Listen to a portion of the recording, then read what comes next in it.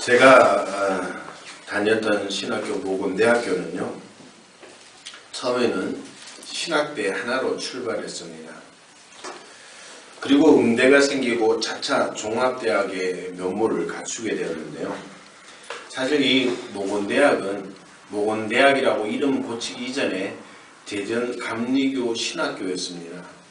이게 감리교 신학교가 서울의 냉천동에 하나가 있었는데 1950년도에 전쟁이 끝나고 시골에 사실 목회자가 대단히 부족했습니다. 그래서 그 피폐해진 농촌에 목회자를 파송하기 위해서 농촌 목회를 위해서 만든 전문 신학교가 사실 모건대학이었습니다. 우리가 잘 알고 있는 찬송가 323장 부름받아 나서니모, 저희 초대 학장이셨던 이호훈 학장님께서 만든 찬양입니다. 그래서 어디든지 가오리다, 빛도 없이 이름 없이, 그게 사실 모건대학의 정신이었습니다. 그래서 지금도 모건대학교 졸업식에는 마지막에요, 이 부름받아 나서님을 부르기도 하고, 또 우리가 지난주에 연회가 마쳤는데 연회 가운데 목사 안수식 때는 꼭 이 찬양을 부르죠. 부름받아 나서님은 어디든지 가오리다.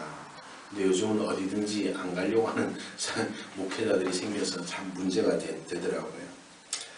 그렇게 이제 졸업을 하고 다들 그 피폐해진 시골로 파송을 받아서요, 목회를 하는데, 우리 학교에 전설과 같이 내려오는 그 선배 목사님의 목회 일화가 있는데, 그 중에 하나가 그릇에 관한 겁니다. 뭐 시골에 먹을 게 있어야 얼마나 먹을 게 있겠습니까? 그런데 하루는 성도가 정중히 초청을 하더랍니다. 목사님, 저희 집에 오셔서 오늘 저녁 식사를 하시죠. 뭐 농촌의 먹거리 뻔하다고 생각하고 큰 기대를 하지 않고 갔는데, 그래도 생각보다 많이 차리고 좋은 것을 차려주셔서 잘 먹었는데요. 그런데 유독 목사님 앞에 있는 그 그릇이 너무 반질반질 빛나더라는 거예요. 이게 요즘은 없어졌지만 녹그릇 아시죠? 녹그릇을 닦아놓으면 얼마나 윤이 납니까? 목사님께서 식사가 끝나고 나서 물었습니다. 아유, 성도님, 이게 새 그릇인가 봐요. 그러니까 그 성도님이 그렇게 얘기를 합니다. 요즘 그릇이 하도 없어서 전에 쓰던 요강을 녹여가지고 새 그릇으로 만들었습니다. 요강에다 밥 말아 먹은 겁니다. 여러분들, 그 목사님이요, 나오면서요, 토하지도 못하고 뱉지도 못하고 영 찜찜했다라는 그 이야기를 들으면서, 그 목사님이 후에 디모데후서 2장 20절 21절 말씀을 묵상하다가 큰 은혜를 받았다.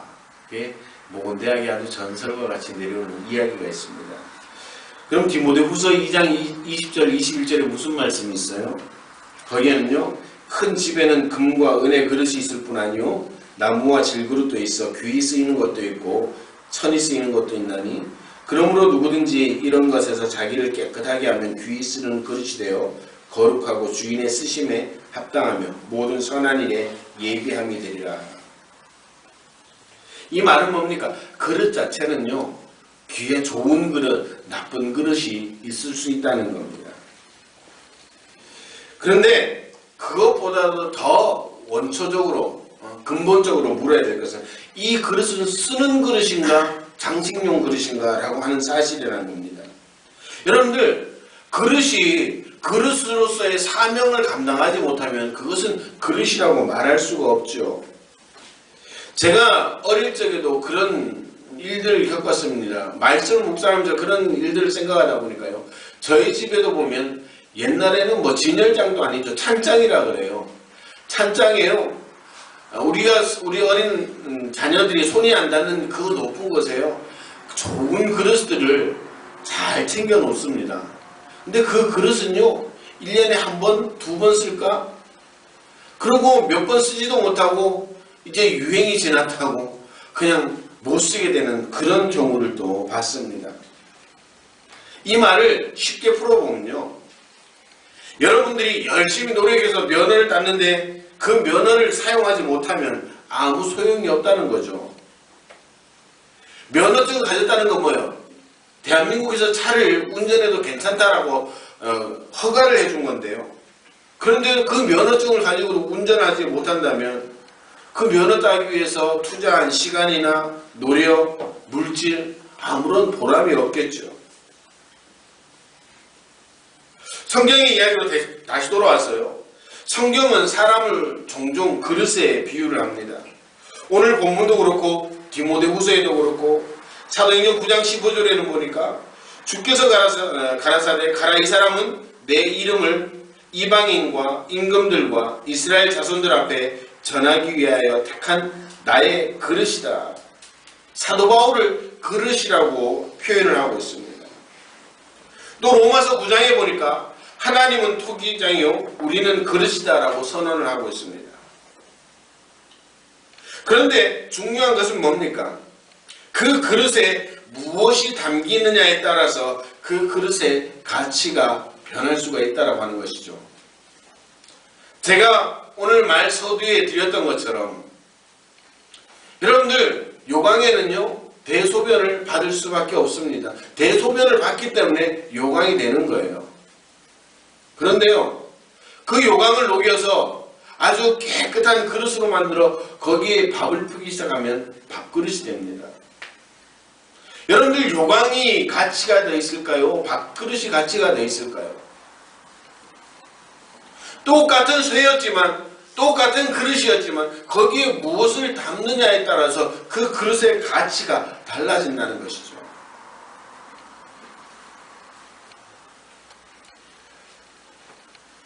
오늘 성경 말씀에 우리 자신을 넣어보면요, 그렇다면 우리도 성경 말씀대로 그릇일 것인데 나에게는 도대체 나는 어떤 그릇일까? 나는 무엇을 담아야 될까? 우리가 한번 고민을 해볼 수 있어야 된다고 하는 것이죠. 정말 내 인생이 가치 있게 되기 위해서, 가치 있는 인생이 되기 위해서 우리가 무엇을 담아야 될지 깊이 한번 고민해 볼 수 있어야 됩니다. 오늘 본문 7절에 보니까 보배를 질그릇에 가졌다. 질그릇은요 쉽게 깨어져 버리는 그릇입니다. 또 아무렇게나 쓸 수 있는 그런 가치 없는 그릇이었습니다. 그런데 그 그릇에 보배를 넣는 순간 그 질그릇의 가치가 달라졌다는 것이죠. 오늘 그 말씀을 하고 이 사도 바울은 뭐라고 이야기를 합니까? 오늘 우리도 질그릇 같은 존재이지만 우리 속에 힘이 큰 하나님의 능력이 있다면 우리 인생은 달라진다라고 말씀하고 있는 겁니다. 오늘 우리가 그러면 내가 하나님 앞에 그릇이라면 하나님이 토기장이고 하나님이 나를 빚으셨다면 과연 나에게 무엇을 담기를 원하고 내가 무엇을 담아야 될까? 여러 가지로 말씀드릴 수 있겠지만 저는 오늘 여기에 믿음이라는 것을 반드시 담아야 된다라고 말씀드리고 싶습니다. 요한복음 1장 12절에 영접하는 자, 곧 그 이름을 믿는 자에게는 하나님의 자녀가 되는 권세를 주셨다라고 선언하고 있습니다. 이 말은 우리 가운데 믿음이 있으면, 우리 가운데 믿음만 있다면 하나님의 자녀가 된다는 것입니다. 우리 기독교가 너무 값싼 은혜를 가졌다라고 이야기를 하는데 아니요, 그 값싼 은혜가 사실 기독교의 진리입니다. 믿기만 하면 하나님의 자녀가 된다? 그것은 누구의 말이 아니라 바로 하나님의 말씀이라는 것이죠. 오늘 내 속에 믿음만 담기만 하면 이제 내 인생의 가치가 달라진다는 겁니다. 내 속에 믿음을 담기 전에는 나는 저주받은 사람이었습니다. 영원한 소망도 없고 지옥 가야 될 그런 사람이었습니다. 그런데 내 속에 믿음을 담는 순간 하나님의 자녀가 되어서 영생의 권세를 누리고 하나님의 또 다른 많은 권세들을 누릴 수 있는 하나님의 자녀가 된다라고 하는 것입니다. 여러분들, 만약에 자녀들이 엄마 아빠가 정말 나를 낳았을까? 그렇게 의심이 생기기 시작하면요, 조금만 서운한 말을 해도요, 서운한 감정이 들고 그런 생각 들게 되죠. 나는 역시 주워온 자식인가 봐. 다른 형제들에 비해서 조금만 잘못해주면 서운한 마음이 드는 거예요. 나는 주워온 자식인가 봐. 그런데 모두 대부분의 자녀들은 그런 생각을 안 하죠. 왜? 엄마 아빠가 나를 낳았다는 이 사실을 믿기 때문입니다. 때로는 혼을 내고 때로는 조금 못해줘도 그래도 자녀라고 하는 이 사실은 변치 않는다는 겁니다. 왜? 자녀들 마음속에 엄마 아빠가 나를 낳아주시고 엄마 아빠가 우리 엄마 아빠라는 사실을 믿기 때문입니다. 오늘 우리 속에 조건 없는 믿음, 소위 말하는 어린애와 같은 그런 단순한 믿음만 있어도 우리의 신분이 달라지는 겁니다. 오늘 성경의 표현들을 하면 엄청난 하나님의 능력이 우리 가운데 들어온다는 것이죠. 내 속에 믿음만 있다. 그런데 우리는 여러 가지 생각을 합니다. 내가 이런 생각을 하면 내가 하나님의 자녀가 될 수 있을까? 이런 나쁜 짓 하고도 하나님의 자녀라고 내가 이야기를 하고 다녀야 될까? 그러다 보면 자꾸 교회와 멀어지게 되는 것이죠. 여러분들, 하나님의 자녀 되는 것 단순히 믿기만 하면 된다는 사실을 기억하시길 바랍니다. 아멘 안 하시네. 그래도 뭔가를 해야 될 것 같아요. 하나님을 믿는 믿음만 있으면 하나님의 자녀가 되는 거예요. 제가 조금 전에 말씀드렸던 요한복음의 말씀이 그거잖아요. 영접하는 자, 곧 그 이름을 믿는 자에게는 하나님의 자녀가 되는 권세를 주셨다.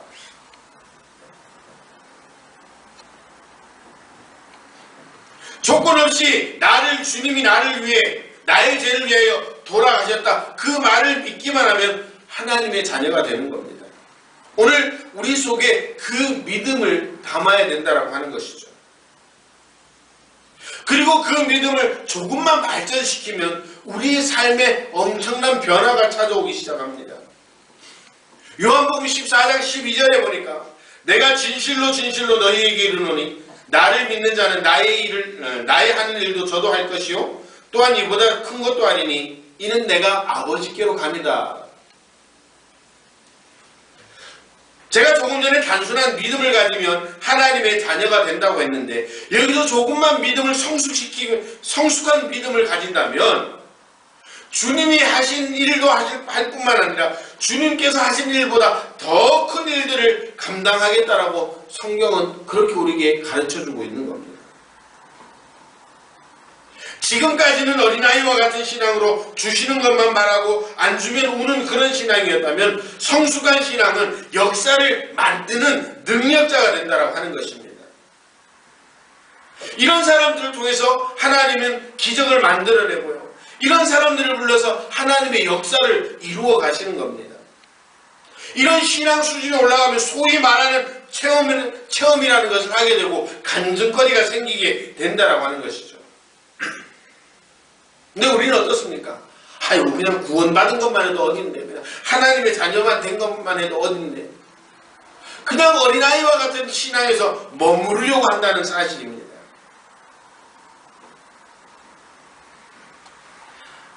여러분들, 자녀가 되는 그 단순한 믿음에서 인생을 마치는 사람들이 너무너무 많습니다.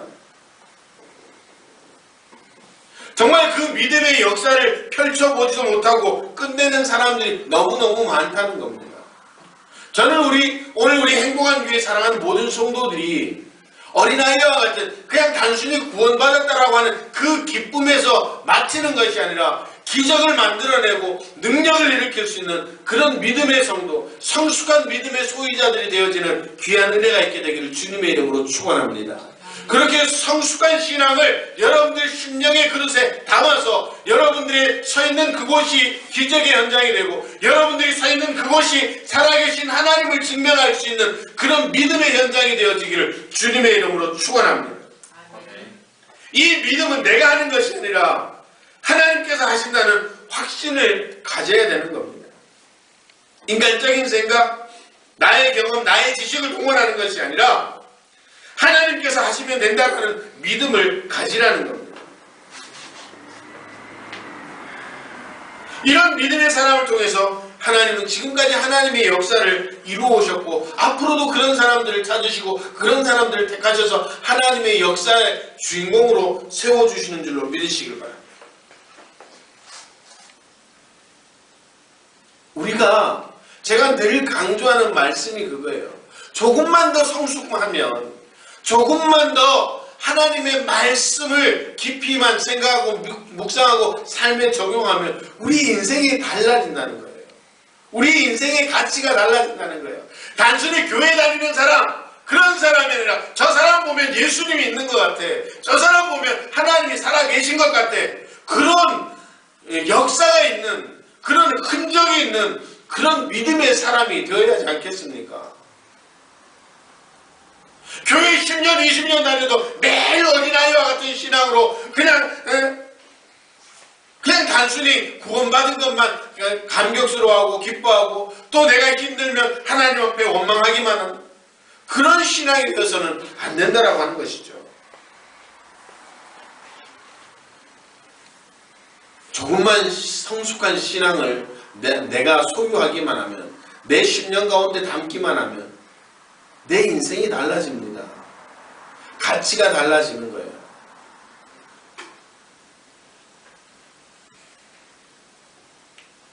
여러분들 이 컵에 금이 가득 담겼다고 생각합시다. 근데 여기 절반 되어지는 컵에 다이아몬드가 가득 담겼다고 생각합시다. 여러분들은 어떤 컵을 가질 거예요? 다이아몬드. 둘 다? 아니 하나만 선택하라고요. 대단히 현명한데 둘 다는 안 돼요. 둘 중에 하나를 가지고 어느 걸 가지겠어요? 다이아몬드를 가지겠죠. 왜 그래요? 값어치가 더 있기 때문에. 믿음의 수준도 그렇습니다. 단순히 구원받은 그런 기쁨과 감격도 중요하죠. 여기 가득 담겨진 금 중요합니다. 값어치가 있습니다. 그러나 더 값어치, 작은 것 같지만 더 값어치 있는 다이아몬드를 선택하는 이유가 바로 그겁니다. 오늘 우리의 믿음도 마찬가지죠. 어린아이와 같은 그런 단순한 신앙, 그래서 조금만 한 발만 더 걸어가면 더 가치 있는 믿음들이 될 텐데 그 믿음을 담지 못하기 때문에 우리의 삶에 고민이 생기고 걱정이 생기고 근심이 생겨나게 되는 것입니다.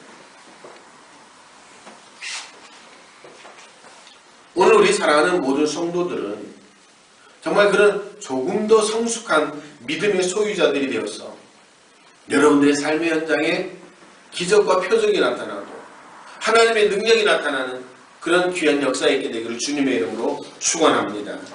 이제 이런 신앙보다 또 조금만 성숙하면 오늘 본문 8절 9절에 보니까 우리가 사방으로 우겨쌈을 당하여 쌓이지 아니하며 답답한 일을 당하여도 낙심하지 아니하며 핍박을 받아도 버림받지 아니하며 거꾸로 뜨림을 당하여도 망하지 아니하고.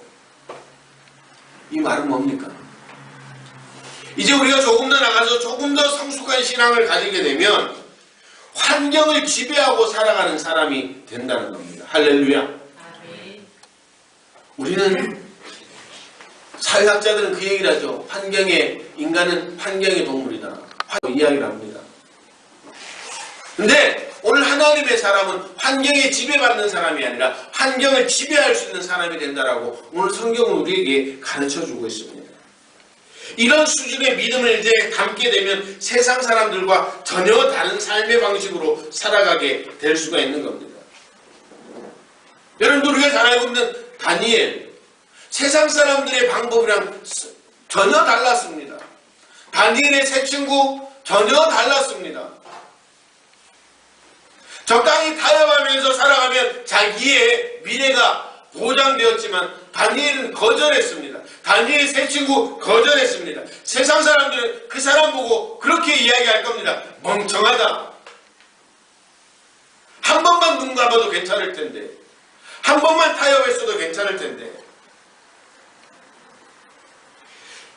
결과는 세상 사람들이 생각했던 대로 그렇게 결과가 났습니다. 사자굴 속에 던져졌고요. 엄청나게 뜨거운 불풀문 속에 던져졌습니다. 그런데 그 성숙한 믿음을 담고 있는 사람들은 거기가 끝이 아니었다라고 하는 것이죠. 인생의 대역전을 맞이하게 되었습니다. 이후로 누구라도 그 다니엘에 대한 믿음을 완고할 사람이 없었고, 그 세 친구가 믿는 하나님에 대해서 누구라도 완고할 수 없는 그런 높은 위치에 서게 되었다라고 하는 것이죠. 다니엘만 그랬어요?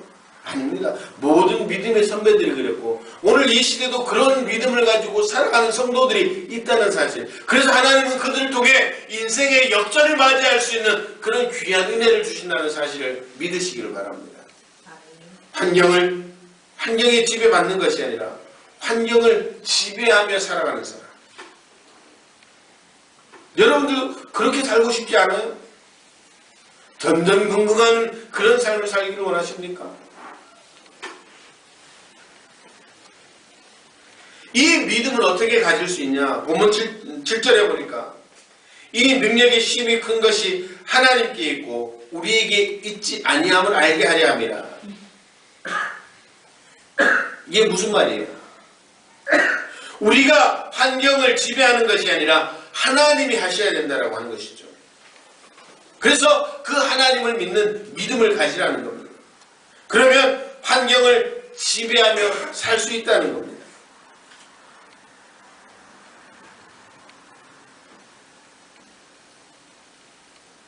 여러분들 구할 것이 있다면 믿음의 청구서를 하나님 앞에 드리고 그렇게 살아가는 겁니다.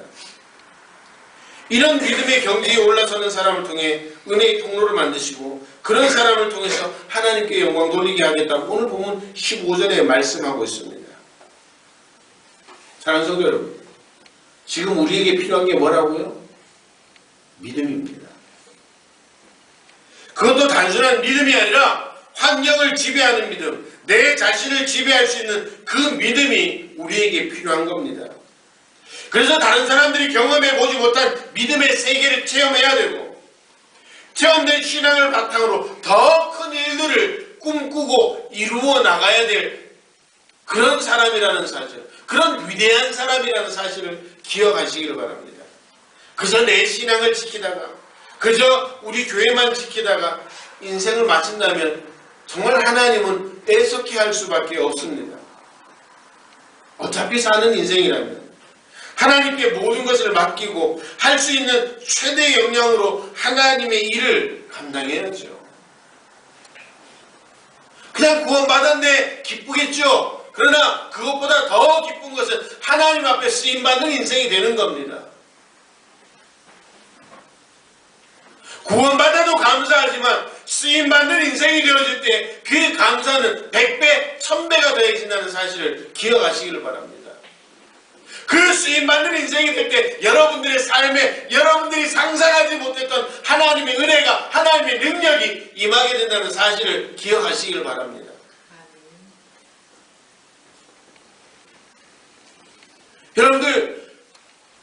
여러분들이 살고 있는 삶의 현장이 조금 어렵고 힘들다고 해서 여러분들 스스로 작아져야 되겠습니까? 이 교회가 작다고 해서 여러분들의 믿음이, 우리의 믿음이 작아져야 되겠습니까? 사람들이 잘 안 믿는다고, 전에도 잘 받아들이지 않는다고, 강팍하다고, 그렇다고 해서 그 사람들을 우리가 포기해야 되겠습니까? 여러분들, 나사렛 작은 촌, 아무도 관심 갖지 않는 그 나사렛에서 인류를 구원하실 예수 그리스도가 나셨습니다. 나사렛에 무슨 선한 것이 있겠냐고 비아냥대던 사람들의 코가 아주 납작해졌습니다. 오늘 우리에게 믿음만 있으면 됩니다. 할렐루야. 그 믿음만 있으면 우리는 무엇이든지 할 수 있습니다. 내게 능력 주시는 자 안에서 내가 무엇이든지 할 수 있다. 내가 모든 것을 할 수 있다는 그 사도 바울의 고백처럼 중요한 건 뭐예요? 내게 믿음이 있느냐 없느냐. 단순히 구원받아서 기뻐하는 그런 기쁨보다 하나님 앞에 쓰임받는 하나님의 능력을 일으킬 수 있는 그런 믿음의 소유자들이 되어야 된다고 하는 것입니다. 여러분들, 이를 위해서 저와 여러분들을 이 행복한 교회로 불러주신 줄로 믿으시기를 바랍니다. 여러분들, 작은 교회에서 오히려 더 큰 일들을 감당할 수 있다는 사실을 기억하시길 바랍니다. 요즘 많은 성도들이 큰 교회로 옮긴다고 합니다. 큰 교회 가서 뭘 할까요? 안 하려고 큰 교회로 가는 겁니다.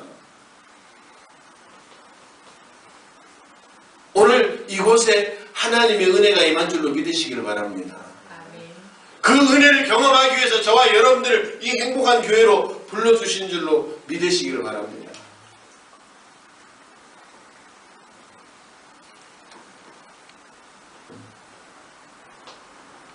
제가 첫 목회를 나가서 작은 교회였는데요. 알파코스라고 하는 양육 프로그램을 시작했습니다. 첫 번째 했던 인원이 4명이었어요. 근데 그 알파코스 가운데 성령 수양회가 1박 2일 있었고, 그리고 치유 사역에 대한 강의가 있었습니다. 그 즈음에 그 알파코스라고 하는 양육 프로그램이 너무 인기가 좋아서 여러 교회에서 했습니다. 어떤 교회는 수백 명 되는 그런 교회에서 알파코스를 했는데요. 근데 그 알파코스를 하게 되면 정말 하나님의 기적적인 일들을 많이 경험하는 경우들이 많았습니다. 저희도 성령 사역에 대해서, 치유 사역에 대해서 배우는 같이 강의하는 날요.